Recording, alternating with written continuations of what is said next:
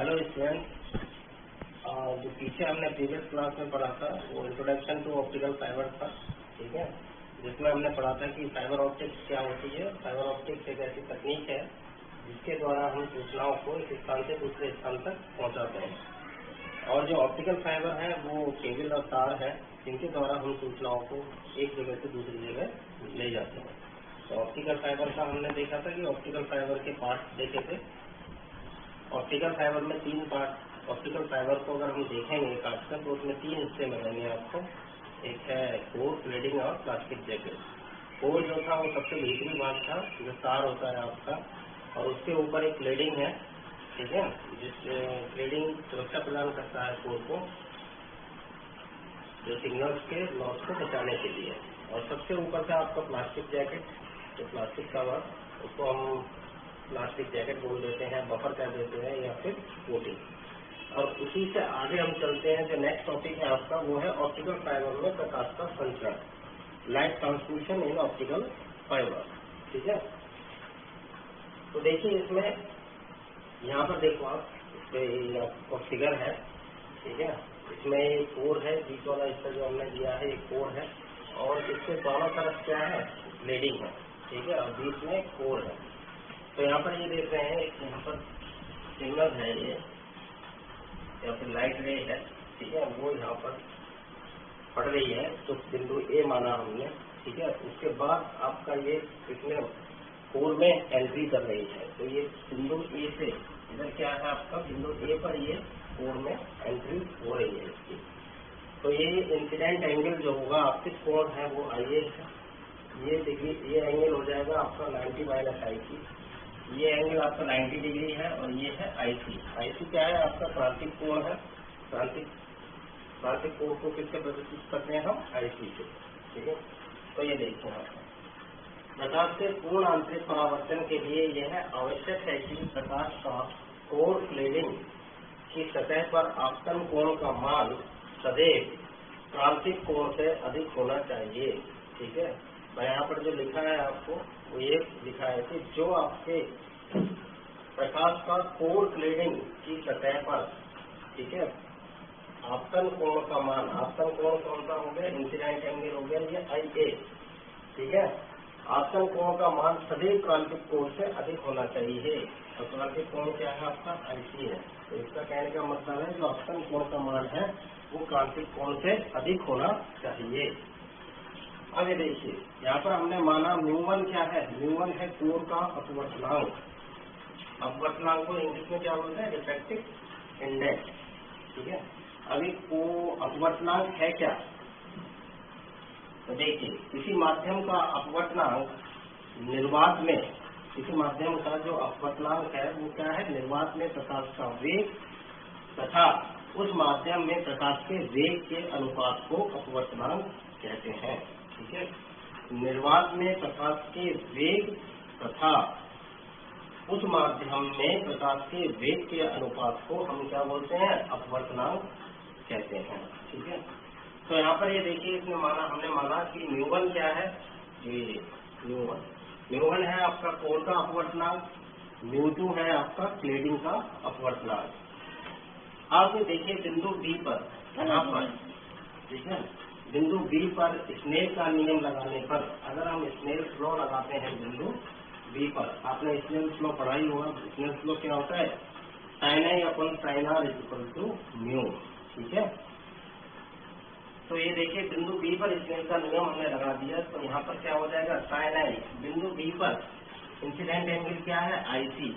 ठीक है, तो ये हो गया साइन आईसी, और जो रिफ्रैक्टिव एंगल है वो क्या है आपका, ये है, वो है आपका 90 डिग्री।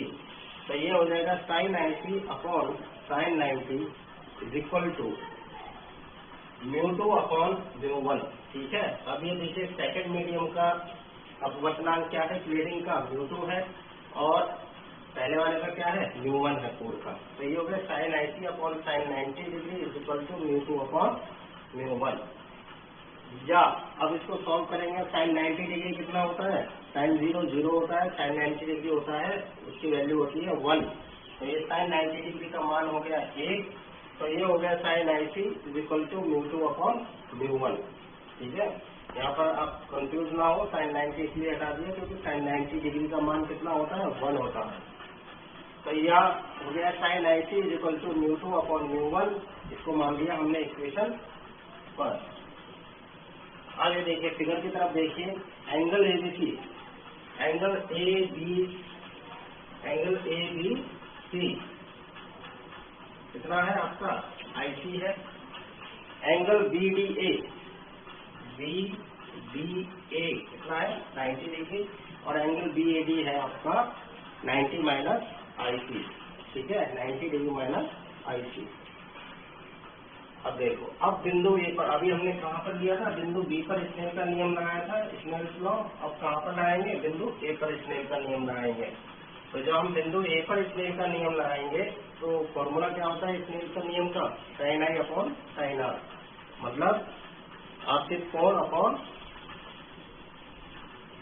अपवर्तित कोण इज इक्वल टू म्यू।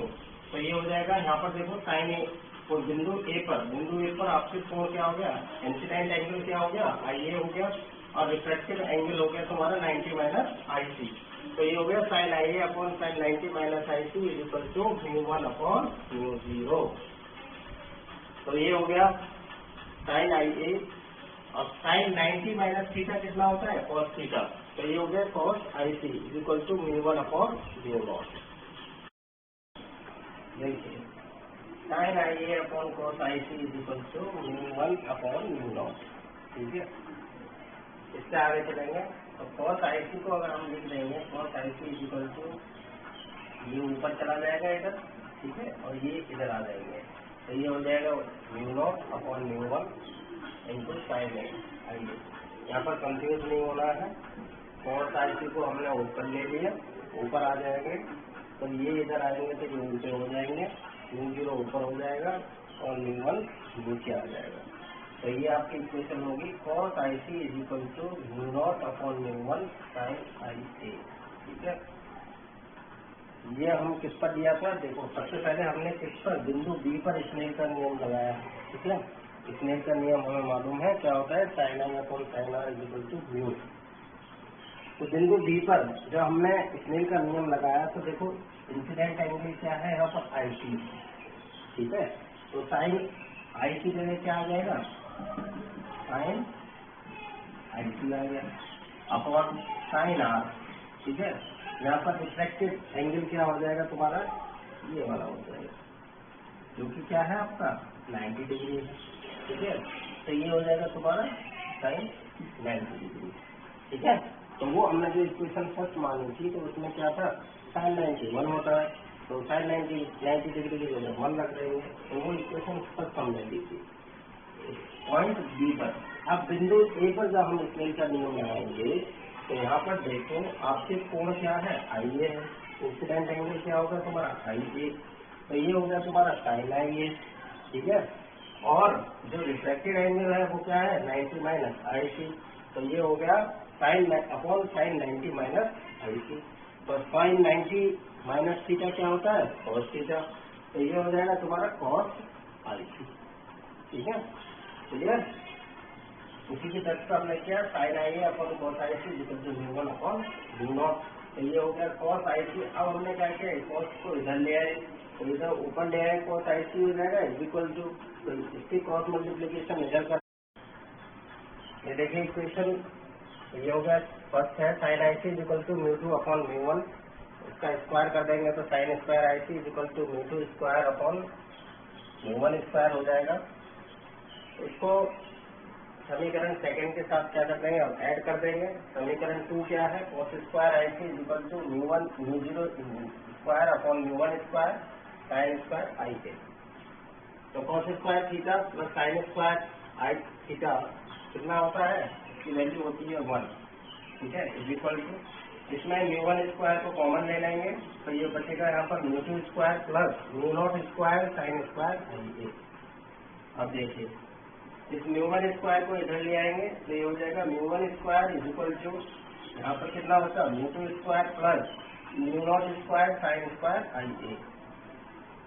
अब इस μ2 को लेफ्ट हैंड पर ले आएंगे तो ये हो जाएगा μ1 square minus μ2 square is equal to mu not square sine square I A.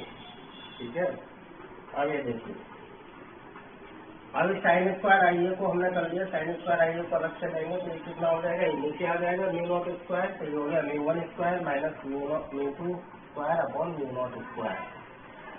Sign I A करेंगे तो इसका अंडर रूट हो जाएगा mu one square minus mu two square upon mu not square. तो ये एंगल आपका आ जाएगा, अगर आई ए इक्वल टू हो जाएगा sine inverse under root mu one square minus mu two square upon mu not square. ये होगी आपकी इक्वेशन थर्ड। तो ये आपकी रिक्वायर्ड इक्वेशन है, that equation for incident angle i a is equal to sine inverse under root mu one square minus mu two square upon mu not square. तो ये आपका प्रकाश संचरण है ऑप्टिकल फाइबर में। ठीक है, light transmission in optical fibre के लिए इक्वेशन है। ये ऑप्टिकल फाइबर का एक टॉपिक था जो आज आपको मैंने यहाँ पर कराया है, प्रकाश संचरण ऑप्टिकल फाइबर में। ठीक है, नेक्स्ट क्लास में हम टाइप्स ऑफ ऑप्टिकल फाइबर पढ़ेंगे, ऑप्टिकल फाइबर के प्रकार। ठीक है, तब तक टेक केयर, थैंक यू।